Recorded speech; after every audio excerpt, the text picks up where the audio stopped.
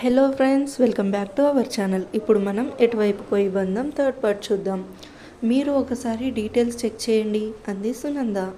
ఇప్పుడే కదా వచ్చాను, చెక్ చేస్తానులే, ముందు నన్ను ఫ్రెష్ అవ్వనివ్వు, నాకు టీ కాఫీ ఏదైనా ఇచ్చేది ఉందా లేదా, అమ్మాయి పెళ్ళి కోసం ఆలోచిస్తూ నన్ను పట్టించుకోవడమే మానేసావు నువ్వు అన్నాడు కృష్ణ. ఇంకేం పట్టించుకోవాలండి, మీకు కావాల్సినవన్నీ చేసి పెడుతున్నాను కదా. అవును, నా కూతురు పెళ్ళి ఎప్పుడవుతుందా అని ఎదురు చూస్తూ ఉన్నాను. ముందు మీరు ఫ్రెష్ అయి వచ్చి ఆ డీటెయిల్స్ అన్నీ చూడండి అని తొందర చేసింది సునంద. సరే సరే అంటూ రూమ్లోకి వెళ్ళి ఫ్రెష్ అయి వచ్చి కాఫీ తాగుతూ సునంద ఇచ్చిన డీటెయిల్స్ అన్నీ చూసి ఫోటో కూడా చూసి బాగానే ఉన్నారు, డీటెయిల్స్ కూడా అంతా ఓకే, ఒకసారి మనం కూడా ఎంక్వైరీ చేపిద్దాం, ఓకే అనిపిస్తే అప్పుడు చూద్దాం అన్నాడు కృష్ణ. ఆ చేపించేదేదో త్వరగా చేపించండి అంది సునంద.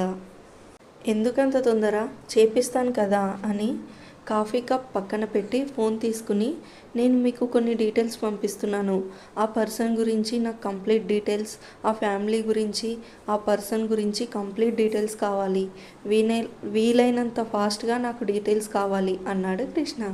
సరే సార్, మీకు 24 అవర్స్లో డీటెయిల్స్ మొత్తం చెప్తాము అన్నాడు ఆ వ్యక్తి. 24 అవర్స్ అన్నారు కదా అని పైన తెలుసుకోవడం కాదు, ఇంకో 24 అవర్స్ ఎక్స్ట్రా అయినా పర్లేదు, కానీ కరెక్ట్ డీటెయిల్స్, కంప్లీట్ డీటెయిల్స్ కావాలి నాకు అన్నాడు కృష్ణ. ఓకే సార్ అన్నాడు ఆ వ్యక్తి. కాల్ కట్ చేసి, ఓకేనా శ్రీమతి గారు అన్నాడు కృష్ణ. ఓకే శ్రీవారు అంది సునంద. కీర్తి వచ్చాక ఫోటో చూపిస్తాను అంది సునంద.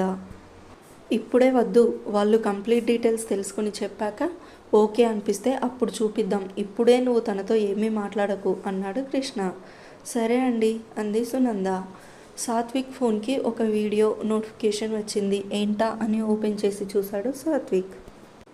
నువ్వు ఎప్పటికీ పెళ్లి చేసుకోవు, నా కోరిక ఎలాగో తీర్చవు, నీ ఇష్టం వచ్చినట్టు నువ్వైనా ఉండు, ఇంకా నీకు నా బాధ ఏదీ ఉండదులే, నేను శాశ్వతంగా వెళ్ళిపోతున్నాను అంటూ పాయిజన్ చేతిలో పట్టుకుని వీడియో చేసి సాత్విక్కి పంపించింది లక్ష్మి. వీడియో చూడగానే షాక్ అయ్యి వీడియో ఆపేసి ఫాస్ట్గా కార్ కీస్ తీసుకుని ఫాస్ట్గా డ్రైవ్ చేస్తూ ఇంటికి చేరుకున్నాడు సాత్విక్.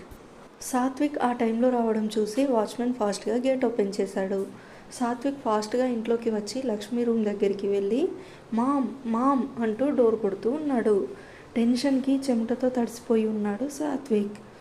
చాలాసేపు కొట్టిన తర్వాత డోర్ ఓపెన్ చేసింది లక్ష్మి. లక్ష్మిని చూశాక కొంచెం రిలాక్స్ అయ్యాడు సాత్విక్. తను బాగానే ఉంది అని చూశాక, మామ్ ఏంటిది, ఏం చేస్తున్నావు నువ్వు, ఎందుకు ఇలా బిహేవ్ చేస్తున్నావు అని చాలా సీరియస్ అయ్యాడు సాత్విక్. నీకోసం, అవును నీకోసమే, నీకంటూ ఒక వైఫ్ ఉండాలి, నీకంటూ పిల్లలు ఉండాలి, నీ ఫ్యామిలీతో నువ్వు హ్యాపీగా ఉండాలి, అప్పుడే కదా నేను సంతోషంగా ఉండేది, నువ్వు ఇలాగే ఒంటరిగా ఉండిపోతాను అంటే నేను ఎలా సంతోషంగా ఉంటాను అని అంతే కోపంగా అంది లక్ష్మి.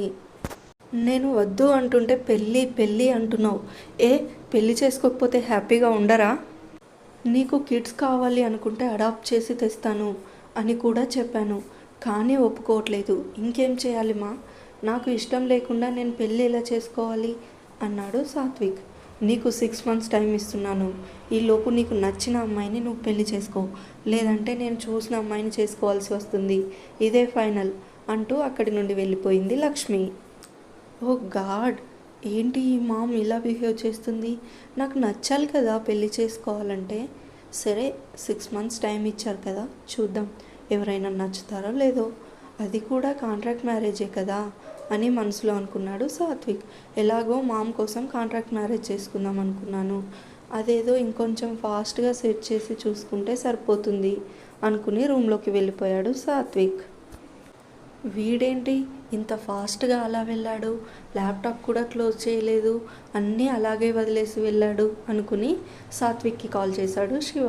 ఏంట్రా ఏం జరిగింది, అలా పరిగెత్తుకెళ్ళావు అన్నాడు శివ. మీ ఆంటీ సూసైడ్ అటెంప్ట్ చేస్తున్నానని బెదిరించింది అన్నాడు సాత్విక్. అయ్యో అవునా, ఎలా ఉంది ఇప్పుడు, ఏం జరిగింది అన్నాడు కంగారుగా శివ. ఏం లేదు, బాగానే ఉంది, నన్ను పెళ్ళికి ఒప్పించడానికి అలా చేసిందంతే అన్నాడు సాత్విక్. ఎందుకురా ఇలా చేస్తున్నావు, అందరినీ బాధ పెడుతున్నావు, పెళ్ళి చేసుకోవచ్చు కదా అన్నాడు శివ. నేను అదే అనుకుంటున్నాను రా, చేసుకుంటాను, పెళ్ళి చేసుకుంటాను అన్నాడు సాత్విక్. ఏంట్రా నువ్వు చెప్పేది నిజమా? పెళ్ళికి ఒప్పుకుంటున్నావా నువ్వు అన్నాడు శివ. చేసుకుంటాన్రా, ఇంకేం చేయాలి, మీరందరూ పెళ్ళి పెళ్ళి అని గోల చేస్తుంటే అన్నాడు సాత్విక్. సరేరా, నీకు తగిన అమ్మాయిని వెతకడం స్టార్ట్ చేస్తానైతే అన్నాడు శివ. ఎవరూ వెతకొద్దు, నేనే వెతుక్కుంటాను అన్నాడు సాత్విక్. సరేలా, అలా అయినా ఓకే, ఎలాగో పెళ్ళికి ఒప్పుకున్నావు, అదే చాలు అన్నాడు హ్యాపీగా శివ. తర్వాత ఏం జరుగుతుందో నెక్స్ట్ పార్ట్లో చూద్దాం. Thank you for watching. Please మీకు కనుక వీడియో నచ్చినట్టయితే లైక్ చేయండి, షేర్ చేయండి, కామెంట్ చేయండి. సబ్స్క్రైబ్ చేయని వాళ్ళు సబ్స్క్రైబ్ చేయడం మర్చిపోవద్దు.